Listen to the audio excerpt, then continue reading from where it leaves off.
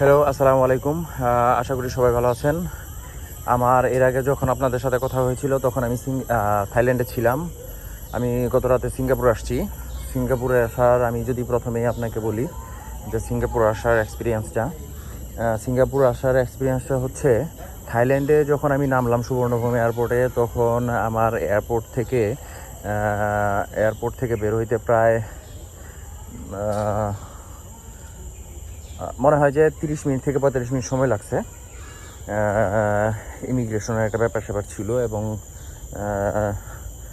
Immigration পুলিশগুলো আমার কাছে খুব একটা ফ্রেন্ডলি মনে হয়নি, আমি একটু ঝাড়িও খাইছিলাম। তো যাই হোক, চেঙ্গি এয়ারপোর্টে আমার কাছে মনে হচ্ছে যে সব মিলে মনে হয় আমার 5 মিনিট লাগছে বের হইতে। আমার ইমিগ্রেশনের কোনো ঝামেলাই হয় নাই। এখানে আসার জন্য আগে ট্রাভেল কার্ড যদি করে নেওয়া যায় সেক্ষেত্রে সময় একটু কমই লাগবে। আদারওয়াইজ আপনি এয়ারপোর্টে এসে ট্রাভেল কার্ড করতে পারবেন, ট্রাভেল অ্যারাইভাল কার্ড। ওইটা করার জন্য হয়তো আপনার 5-7 মিনিট লাগবে। তো আমার ফ্রেন্ড আব্দুল মমিন মোল্লা, যে হচ্ছে আমার রুম বুকিং দিয়ে দিছে এবং হচ্ছে ওই আমাকে জানাইছিল যে ট্রাভেল কার্ডটা যেন করে নেই, তাতে সময় একটু কম লাগবে। এনিওয়ে, আমি আমার এক স্কুল ফ্রেন্ড জহিরুল ইসলাম, ওর কাছ থেকেও জেনেছিলাম যে ট্রাভেল কার্ড করলে একটু সময় কম লাগে। তো আমি ফেরার পথেই ট্রাভেল কার্ডটা করে নিছি। ট্রাভেল অ্যারাইভেল কার্ডটা মানে জাস্ট কিছু ইনফরমেশন ওখানে দিতে হয়, আপনার পাসপোর্ট, আপনার name, passport number, phone number, phone number, এই আর কি। পাসপোর্টের ভ্যালিডেশন, তারপর হচ্ছে আপনার ইমেল অ্যাড্রেস, লাইক আপনি কবে ঢুকবেন, কোথায় কবে এখান থেকে করবেন, চলে যাবেন, এবং হচ্ছে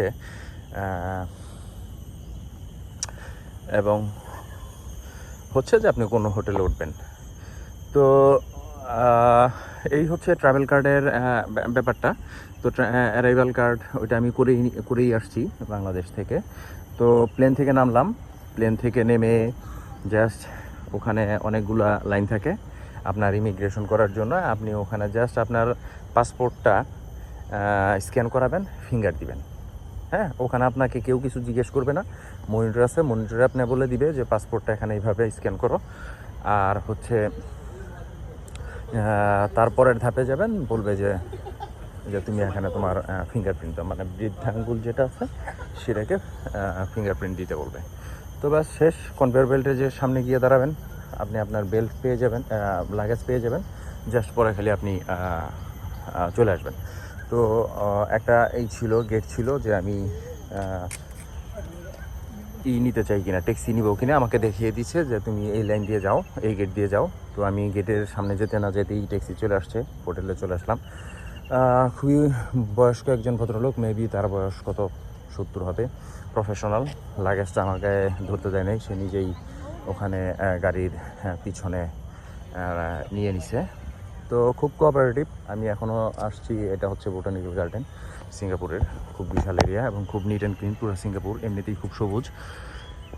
এখনও যে ড্রাইভার আমাকে দিয়ে গেছে সেও পুরা বৃদ্ধ লোক, মেবি তার বয়সও 60 আপ হবে।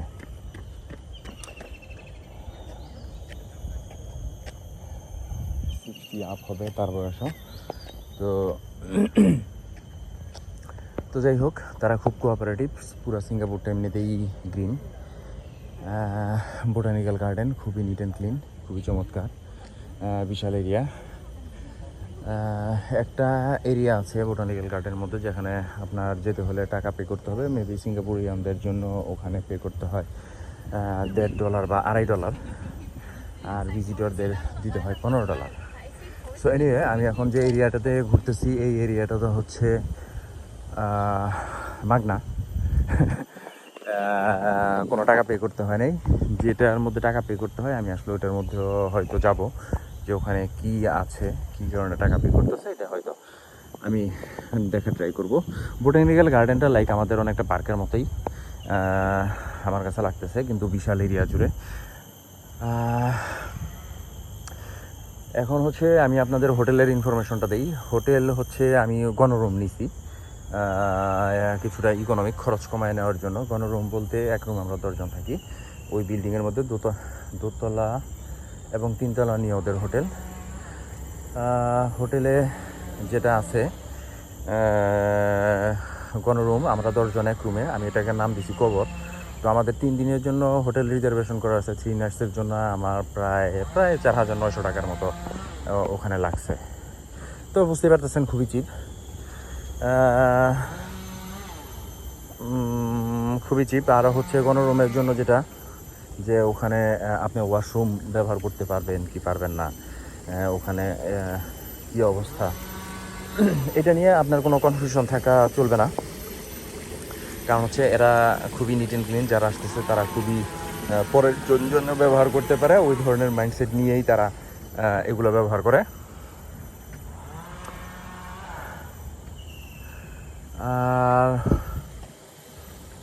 মোটামুটি পুরা সিঙ্গাপুরটাই খুবই গ্রিন, খুবই চমৎকার, খুবই পরিষ্কার পরিচ্ছন্ন। আপনাদের আমি এখন বোটানিক্যাল গার্ডেন আছি, এরপরে যাব হচ্ছে বোটানিক্যাল গার্ডেন ঘুরে যাব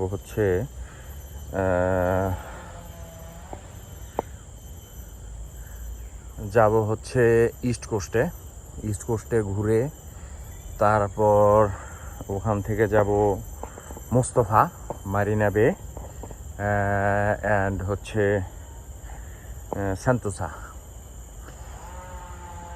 ওখানে ঘুরবো। আপডেট আপনাদের হয়তো আবারও দিব। সোফার আমি যতটুকু জানছি আপনাদের আমি বললাম।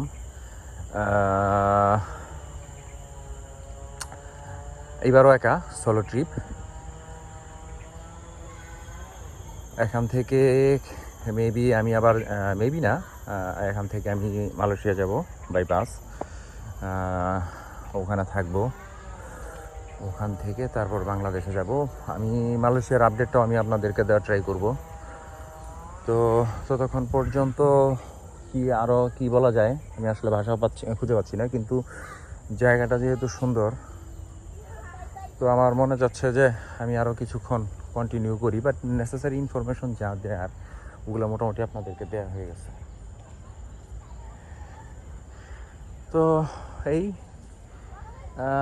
পরবর্তীতে লোকেশনে গিয়ে আমি আপনাদের আবার জানাবো। তো যেটা বলতেছিলাম যে এখানে হচ্ছে সবচেয়ে ইফেক্টিভ হচ্ছে এমআরটি বা বাস ব্যবহার করা। যেহেতু আমি আসলে এমআরটির কার্ড আমি নিয়ে আসছি আমার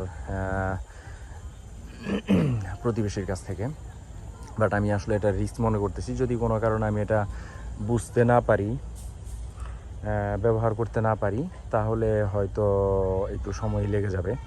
যার কারণে আমার কাছে সময়টা খুব ইম্পর্ট্যান্ট। সময়ের গুরুত্ব দেওয়ার জন্য আমি ট্যাক্সি ব্যবহার করতেছি। ট্যাক্সি ব্যবহার করতে হবে আপনার 9:30 থেকে। জাস্ট আমি বোটানিক্যাল গার্ডেনে, আমার হোটেল থেকে বোটানিক্যাল গার্ডেনে যে ট্যাক্সির মাধ্যমে আসছি, সে যে ইনফরমেশনটা দিচ্ছে এইটা আপনাদের কাছে লাগতে পারে যদি কেউ দেখে কোনো একটা ইনফরমেশনে ট্রাই করে থাকেন। সেটা হচ্ছে 9:30 থেকে 5টা পর্যন্ত ট্যাক্সিতে কম্পারেটিভলি রেন্ট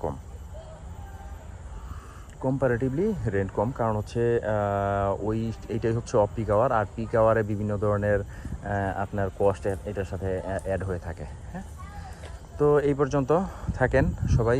পরবর্তীতে নেক্সট লোকেশনে গিয়ে হয়তো আমি আপনাদের যদি নেসেসারি কোনো ইনফরমেশন থাকে সেটা আমি দেওয়ার ট্রাই করব। ততক্ষণ পর্যন্ত আল্লাহ হাফেজ, ভালো থাকবেন সবাই।